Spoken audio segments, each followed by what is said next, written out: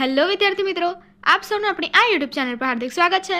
આજે હું લઈને આવી છું ધોરણ 6 વિષય ગુજરાતી પાઠ 14 એક ઈડરનો વાણિયાના સ્વાધ્યાયનું સંપૂર્ણ સોલ્યુશન। તો ચાલો આપણે આગળ વધીએ, પરંતુ તે પહેલાં જો તમે આપણી આ યુટ્યુબ ચેનલને લાઈક, શેર અને સબસ્ક્રાઇબ ન કરી હોય તો જરૂરથી કરજો। પહેલું વાતચીત। પહેલો પ્રશ્ન, કાવ્યમાં શું બન્યું ત્યારે તમને ખૂબ મજા પડી?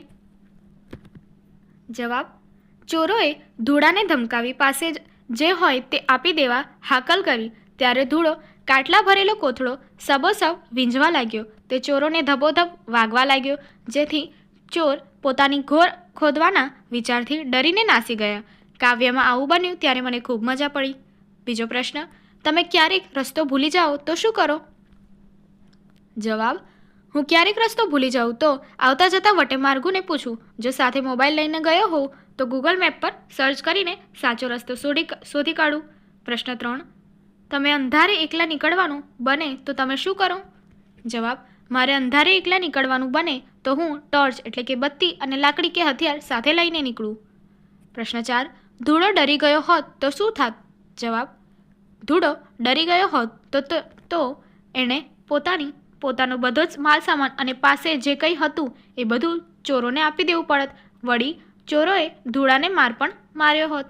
પ્રશ્ન 5, તમારો સામનો ચોરો સાથે થાય તો તમે શું કરો? જવાબ, મારો સામનો ચોર સાથે થાય તો હું પણ ડર્યા વગર હિંમત અને વિશ્વાસ રાખીને ચાલાકીથી કામ લઉં। પ્રશ્ન 6, સુમસામ રસ્તે જવાનું થાય તો શી તૈયારી કરવી પડે? જવાબ, સુમસામ રસ્તે જવાનું થાય તો પાસે ઓછામાં ઓછો સામાન રાખીને કોઈને સાથે લઈને જઈએ અને હથિયાર સાથે રાખીને જવું પડે। પ્રશ્ન 7, તમારા ખરા સાથી કોણ છે? જવાબ, હિંમત, ધીરજ, વિશ્વાસ, પ્રામાણિકતા અને ચતુરાઈ મારા ખરા સાથી છે। પ્રશ્ન 8, તમને શું લાગે છે ખરેખર ધૂળા સાથે આવી કોઈ ઘટના બની હશે? જવાબ, મને લાગે છે કે ધૂળા નામની કોઈ વ્યક્તિ સાથે આ ઘટના બની હશે। કવિ રમણલાલ સોનીએ એના પરથી કવિતા લખી હશે, જેમાં ધૂળાએ ચોરોને હિંમત અને વિશ્વાસથી સામનો કર્યો હશે। પ્રશ્ન 2, આ એક કથા કાવ્ય છે, તેને વાર્તા સ્વરૂપે લખો। ઈડર નામનું એક ગામ હતું, તેમાં ધૂળા નામે એક વણિક રહેતો હતો। એ સમી સાંજે કોટડા નામના ગામે જવા માટે નીકળ્યો। કોટડા ગામ દૂર હતું, પંથ લાંબો હતો, રસ્તામાં મોડું થયું, અંધારું થવા લાગ્યું। અંધારાને કારણે જંગલ વિસ્તાર હોવાથી તે ભૂલો પડ્યો। તે બીજી વાટે ચડી ગયો। ધૂળાને મનમાં ચિંતા થવા લાગી। બરાબર એ જ સમયે રસ્તાની બાજુની ઝાડીમાં કંઈક સળવળાટ થયો અને ચોર દેખાયા। 4 ચોર દેખાયા। તેમણે હાકોટો કર્યો, ખબરદાર, જે હોય તે જલ્દી અમને આપી દો। ધૂળો પણ એમ માને એવો ન હતો। તેણે કહ્યું, અરે ભાઈ, હું એકલો નથી, મારી સાથે 12 જણા છે, તેથી આગળ વધતા પહેલાં કંઈક વિચાર કરજો। ધૂળાનો જવાબ સાંભળીને 2 ચોર સામે આવીને બોલ્યા, તારું દોંડા પણ કાલે કરજે, આજે તો તારી પાસે જે હોય તે માલ અમને આપી દે। ધૂળો મનોમન ચેતીને કૂદી પડ્યો અને સબોસબ કાટલા ભરેલો કોથળો વીંઝવા માંડ્યો। ચોરોને એ કાટલા ધબોધબ વાગવા લાગ્યા। ચોર વિચારમાં પડી ગયા, આ વાણિયો આપણા બધા ઘા ચૂકાવી દે એવા દાવ ક્યાંથી શીખી લાવ્યો છે? ધૂળો તો આજુબાજુ જોયા વિના આંખો મીચીને જંગ ખેલવા માંડ્યો। ચોરોએ વિચાર કર્યો કે એક જણમાં આટલું જોર હોય તો 12 જણ આવશે ત્યારે તો આપણી ઘોર ખોદાઈ થઈ જશે। ભાગો અહીંથી। ચોર મનોમન જીવ લઈને નાઠા। પહેલું ધૂળો આ રીતે ચોરોને ભગાડી શક્યો, તેથી તે હરખાયો। પછી તો તેને કોટડા ગામે જવું હતું। તે ગામનો રસ્તો તેને મળી ગયો। તે ગામે જઈને વળતો હેમખેમ પોતાની ઘેર પહોંચી ગયો। ધૂળાની આ હકીકત જાણીને ગામના બાળકો ધૂળાને પૂછવા લાગ્યા, હે ધૂળા કાકા, તમારે 12 સાથીદાર કોણ હતા એ તો જણાવો। ત્યારે ધૂળાએ જવાબ આપ્યો, 2 હાથ, 2 પગ, 2 આંખ, 4 કાટલા અને છેલ્લે 2 ખરા સાથીદાર, એટલે કે તે હિંમત અને વિશ્વાસ।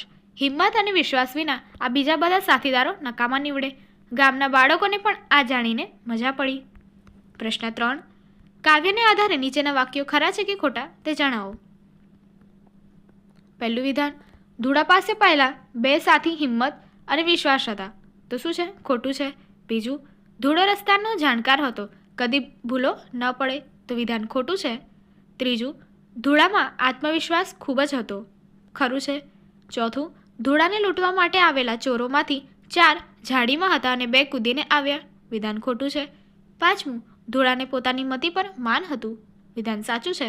છઠ્ઠું, ચોર સાથે લડવું ન પડે એટલે ધૂળો કોટડાને બદલે ઈડર પાછો ફર્યો. તો વિધાન શું છે? ખોટું છે. પ્રશ્ન 4. પ્રશ્નના ઉત્તર લખો. પ્રશ્ન 1. ધૂળો કેમ ભૂલો પડ્યો? જવાબ: ધૂળો સમી સાંજે કોટડા ગામે જવા નીકળ્યો. ગામ દૂર હતું. જંગલની વાટે ચાલતા ચાલતા અંધારું થઈ ગયું. તેથી ધૂળો બીજી વાટે ચડી ગયો અને ભૂલો પડ્યો.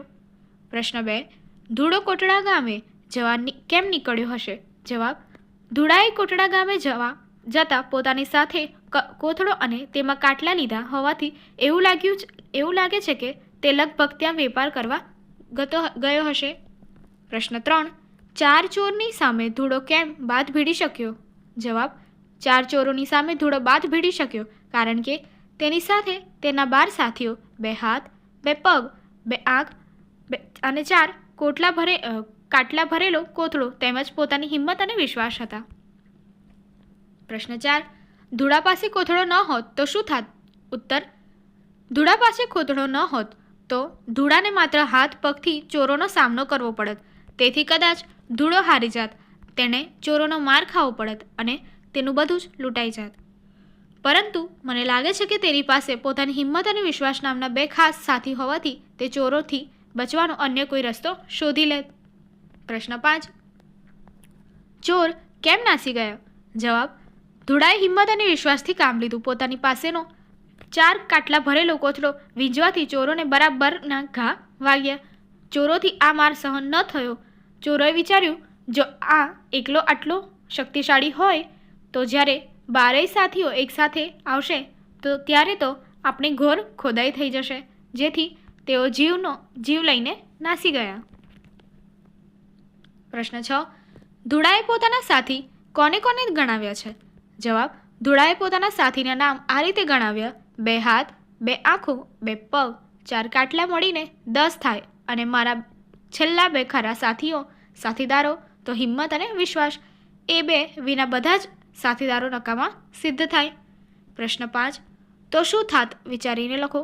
પહેલું, ધૂળો અંધારામાં સાચે રસ્તો ગયો હોત તો? જવાબ જોઈએ. જો ધૂળો અંધારામાં સાચે રસ્તે ગયો હોત તો રસ્તામાં એને જે ચોર મળ્યા તે ન મળ્યા હોત. બીજું, જો જંગલમાં ચોરોને બદલે જંગલી પ્રાણીઓ મળ્યા હોત તો? જવાબ: જો જંગલમાં ચોરોને બદલે ધૂળાને જંગલી પ્રાણીઓ મળ્યા હોત તો તે કોથળામાં સંતાઈ ગયો હોત અથવા જંગલી પ્રાણીઓ જોઈને ભાગી ગયો હોત. ત્રીજું, ધૂળો ડરી ગયો હોત તો? જવાબ: ધૂળો ડરી ગયો હોત તો એને ડરેલો જોઈને ચોરોએ તેને લૂંટી લીધો હોત.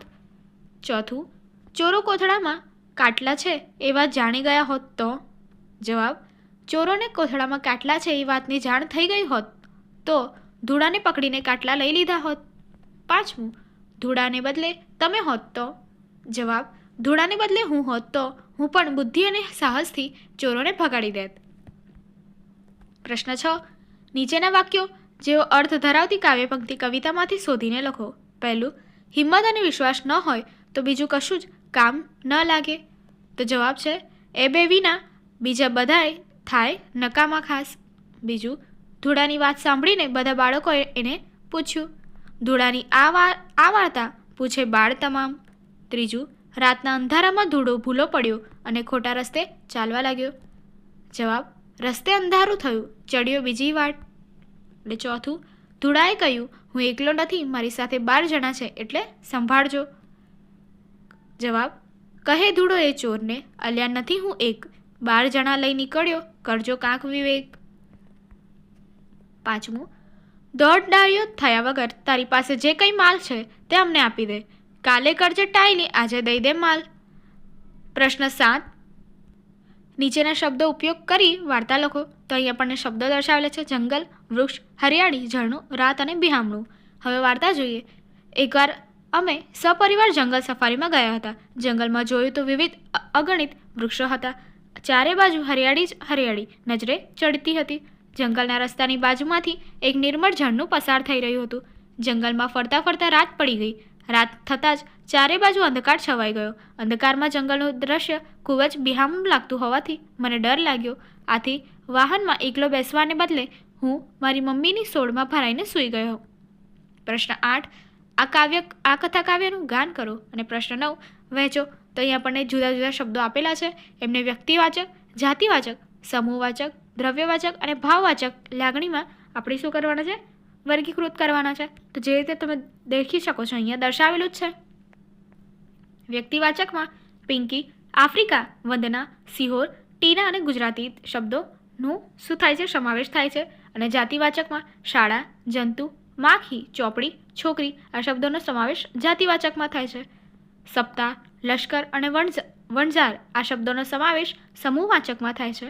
અને વાહન, હાડકાં, તેલ, જલેબી, ચા, દૂધ, છાશ, પેટ્રોલ, ખાંડ અને ખાંડુ આ શબ્દોનો સમાવેશ દ્રવ્યવાચક ગુણમાં થાય છે. અને છેલ્લે ઉમંગ, ગુસ્સો, કંટાળો, રીસામણું, આનંદ, પ્રેમ, સુખ અને બુદ્ધિ આ શું છે? ભાવવાચક શબ્દો છે. પ્રશ્ન 10. જાહેરાત વાંચો અને વાંચી તેના પ્રશ્નોના જવાબ લખો. એટલે કે આપણને એક જાહેરાત દર્શાવેલી છે, એ વાંચવાની છે, એનું અવલોકન કરવાનું છે અને તેના ઉપરથી જે પ્રશ્નો આપ્યા છે એમના ઉત્તર આપવાના છે. તો ચાલો જોઈએ. પ્રશ્ન 1. મોહિતને પુસ્તક મેળાની મુલાકાત દરરોજ લેવી હોય તો તે કેટલા દિવસ જઈ શકશે? જવાબ. મોહિતને પુસ્તક મેળાની મુલાકાત દરરોજ લેવી હોય તો તે 8 દિવસ મુલાકાત લઈ શકશે. બીજો પ્રશ્ન. કુલદીપ પંચતંત્રની વાર્તાઓના પુસ્તકો ખરીદે છે, જેની છાપેલી કિંમત 120 રૂપિયા છે. તે 3 પુસ્તકો ખરીદે છે તો કુલદીપે કેટલા રૂપિયા ચૂકવવા પડશે? જવાબ. કુલદીપે 25% ડિસ્કાઉન્ટ હોવાથી 3 પુસ્તકના 270 એટલે કે 270 રૂપિયા કરાવી ચૂકવવા પડશે. ત્યારબાદ ત્રીજો પ્રશ્ન.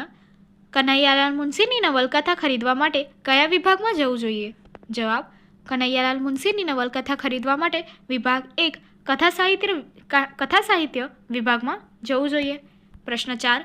પુસ્તક મેળામાં નાસ્તા માટે કેન્ટીન છે કે કેમ તે જાણવા માટે શું કરશો? જવાબ. પુસ્તક મેળામાં કેન્ટીન છે કે નહીં તે જાણવા માટે જનકભાઈ પટેલનો સંપર્ક કરી જાણકારી મેળવીશું. પ્રશ્ન 5. જો મનીષા 3 નવેમ્બરે સાંજના 7 કલાકે પુસ્તક ખરીદવા માટે જાય છે તો તે કયા વિભાગના પુસ્તક ખરીદી શકશે? જવાબ. જો મનીષા 3 નવેમ્બરે સાંજના 7 કલાકે પુસ્તક ખરીદવા જશે તો પુસ્તક મેળાનો તે દિવસે સમય પૂર્ણ થઈ ગયો હોવાથી તે પુસ્તકો ખરીદી શકશે નહીં. ત્યારબાદ પ્રશ્ન 6. બાળપણાનું રૂસણું જેમાં હોય એ પુસ્તક ખરીદવું છે તો કયા વિભાગમાં જવું પડશે? જવાબ. બાળપણાનું રૂસણું જેમાં હોય એ પુસ્તક ખરીદવું હોય તો વિભાગ 2 બાળ સાહિત્ય કે વિભાગ 3 પદ્ય સાહિત્યમાં વિભાગમાં જવું પડે. પ્રશ્ન 7. એક ઈડરનો વાણિયો શોધવા કયા વિભાગમાં જશો? જવાબ. એક ઈડરનો વાણિયો કૃતિ શોધવા માટે વિભાગ 3 પદ્ય સાહિત્યના વિભાગમાં જવું પડે. આગળની એક્ટિવિટી જોવા માટે અહીં આપેલી એન્ડ સ્ક્રીન પર ક્લિક કરો. Thank you.